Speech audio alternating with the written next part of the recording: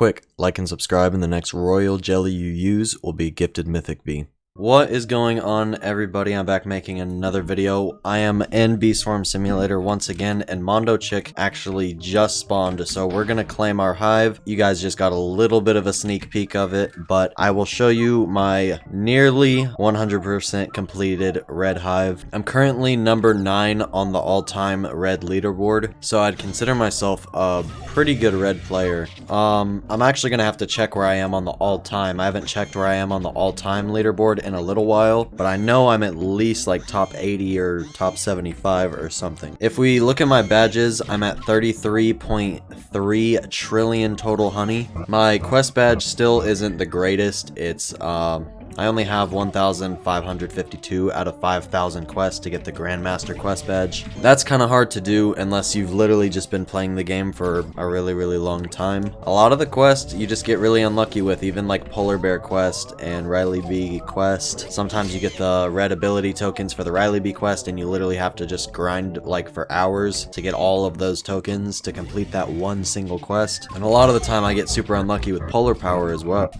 Not Polar Power, the Polar Bear quest. That's why my Polar Power is only 339. I get so unlucky with the Polar Bear quest all the time. I'll always get like the extreme stir fry where I have to kill like multiple werewolves, and I'll get the one where you have to do like 12 mantises. Like every single other quest is that one, and some of those just take like a couple hours to complete, and there's nothing you can do about it because you literally just have to wait for the monsters to spawn in a little bit quicker. The only thing you can really do about that is have a gifted vicious bee or have monster respawn time on your stick bug amulet, but I actually do not. So yeah, it just takes a long time to get quest badge to Grandmaster. Same thing with battle badge. There's like less than 20 people in the world that have battle badge Grandmaster. Extremely hard to get. It would be nice for a little bit of extra critical power, a little bit extra capacity, but you know, it's just not really that easy. We still got a 4x Mondo, and we actually started the Mondo like 30 seconds late. It's pretty good. We could have got a 5x if we actually tried, or if there was like a vicious bee on the field, we could have got a 5, 6, or maybe even a 7x if there was a vicious bee on the field. My ability badge is almost Grandmaster. My playtime badge is almost Grandmaster as well. I have 84 days played. You need 100 days playtime to get your playtime badge to Grandmaster, so I'll have that done pretty soon. The only other non-Grandmaster badge is my coconut badge, because I've been red for so long and I just never really farm in coconut anymore, so that'll eventually get there, but I don't really care too much about white pollen anyways. If I ever decide to switch to a white hive with carpenters and vectors and fuzzy bees and stuff, I would have to get a really good double passive Supreme Star amulet, and the passives would have to be Gummy Star and Star Saw. Gummy Star and Star Saw is super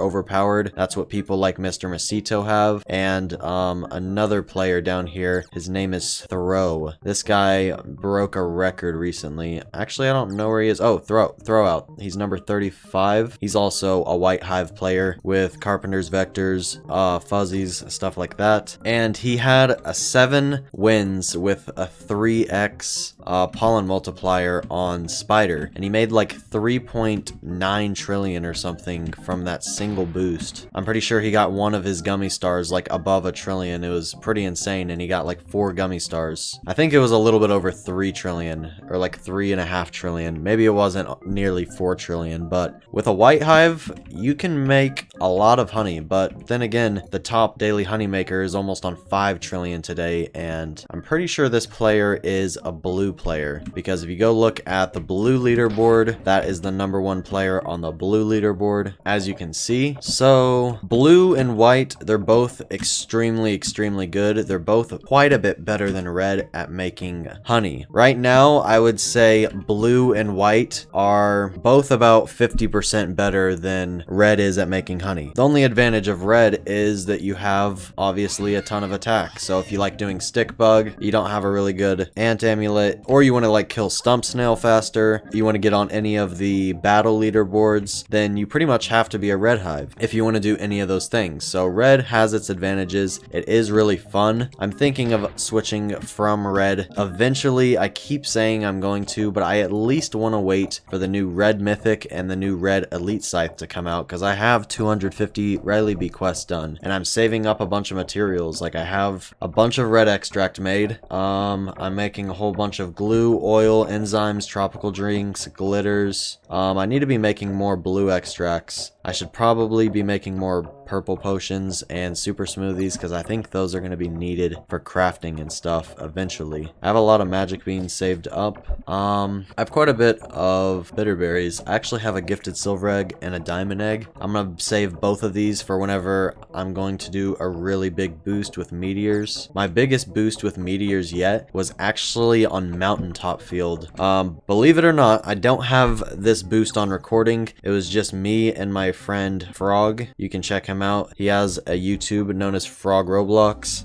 Me and him were doing a mountaintop field boost together because I got mountaintop 7 wins and I didn't get any mountaintop multiplier from my field dice, so it was a 7 wins with 0 multiplier. So the only thing I can do is glitter mountaintop field and make it a 1x multiplier. So I had a 7-1 mountaintop. That's what it's called for like boosting terms. For anyone that doesn't know, that isn't like advanced into the game and they don't know like boosting terms, when someone says like a 5-3 field, that means they had a 5 times wins and then a 3 times pollen multiplier. And the highest pollen multiplier you can have is a 3x, which would be 300% more for that particular field. You get pollen multipliers from like field dice, the field boosters, and glittering a field. And then the maximum wins boost is 12x. So I had a 7-1 mountaintop, and mountaintop is half blue. I'm an all red hive, and I made 30 billion a second during the meteors because I had a really good scorching star going during the meteors, even though mountaintop was half blue and it was only a 7 wins and a 1x multiplier on the field. Scorching star with meteors can make you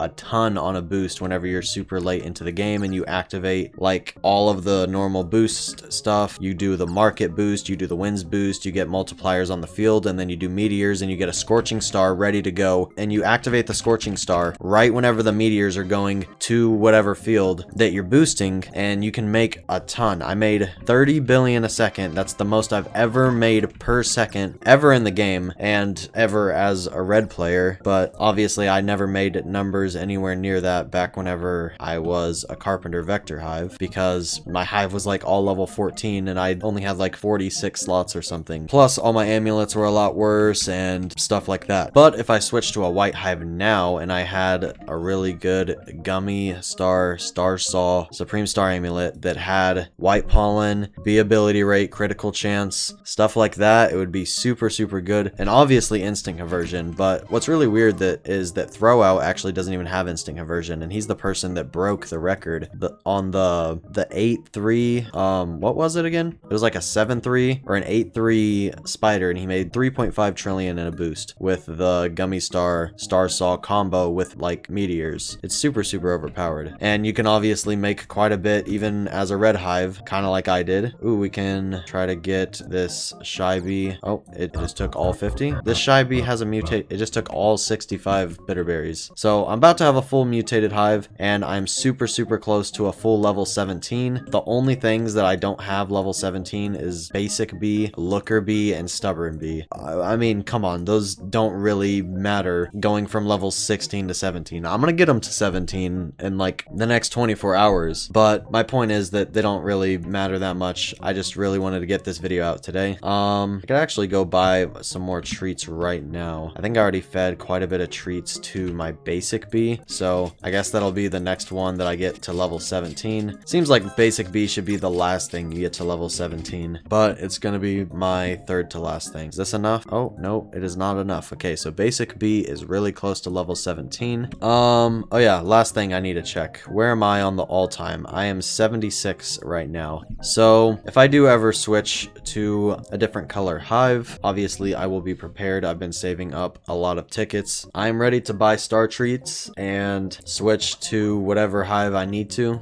If I need to get a whole bunch of gifted vectors and gifted fuzzies, then I'm gonna need a lot of tickets to get that many star treats. But now that I have like a full level 17 hive, my next goal is to get a better Supreme Star amulet. Here is all of my amulets up on the screen right now. These are all my current amulets. Since the last video, I think I slightly improved my Supreme Ant amulet, and I definitely improved my shell amulet. It went from a silver with goo conversion and goo, and now I have a diamond with goo conversion and convert amount, and convert amount is really good for red. The main reason I want to roll some more Supreme Star amulets is because mine doesn't have conversion, and conversion is super important for red. I didn't think that it was super important, but a lot of it actually has to do with the flame fuel with the gifted spicy bees. It instantly converts 50k pollen plus 5% of your hive's total convert amount. So having a higher total convert amount in your hive, you're getting more flame fuel, and a lot of your honey comes from those flames on the scorching star and doing big boost and stuff. So it's better to have the conversion multiplier instead of pollen from bees. So what I want is the critical chance, red pollen, bee ability rate, instant conversion, just like I have, but I also want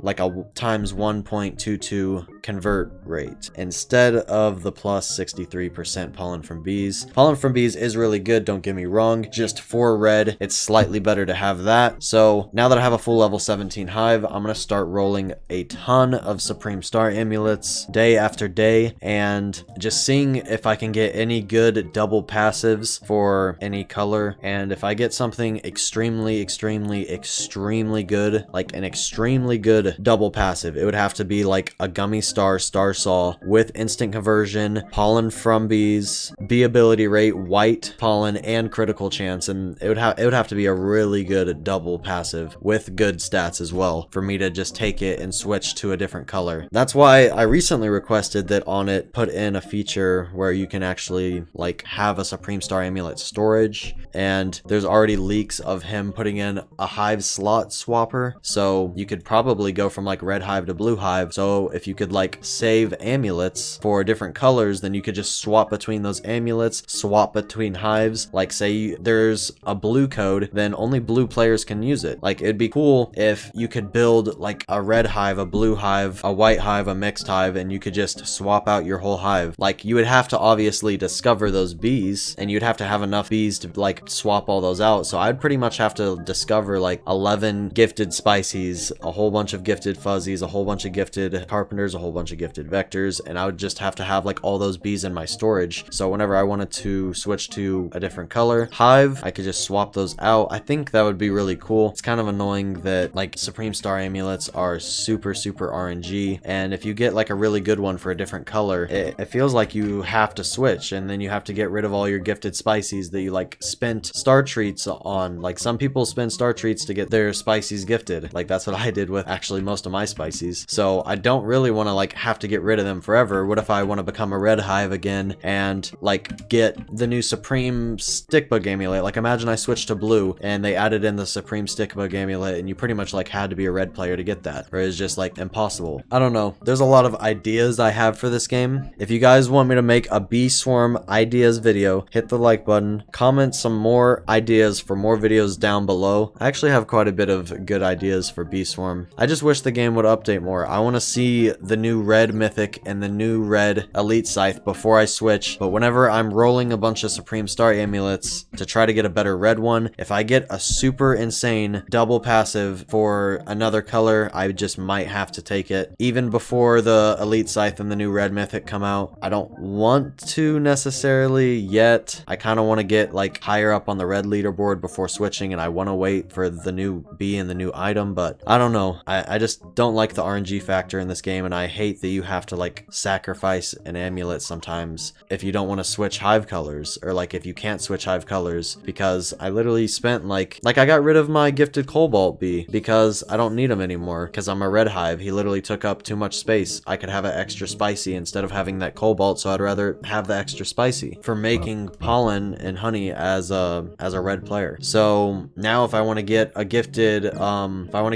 cobalt back into my hive again, I would have to use a star tree, which is super annoying. So yeah, I just wish there was a hive slot swapper that's already been leaked, but also an amulet swapper. That's also a really good idea. It would make the game just more fun overall. It's so annoying whenever, like, if I get a really good Supreme Star Amulet for another color, and if I just can't switch yet, like, I just don't want to switch yet, or I don't have the honey to actually, like, buy all the royal jellies to switch to a different hive color, then I don't know, it would just be a waste of an amulet, which would suck because it cost a lot of honey to get the Supreme Star Amulets. That's pretty much all I have to say. This is a pretty long video. If you guys enjoyed, hit the like button, comment some more ideas for future videos down below, and subscribe if you have not already. I'll see you guys later. Peace out.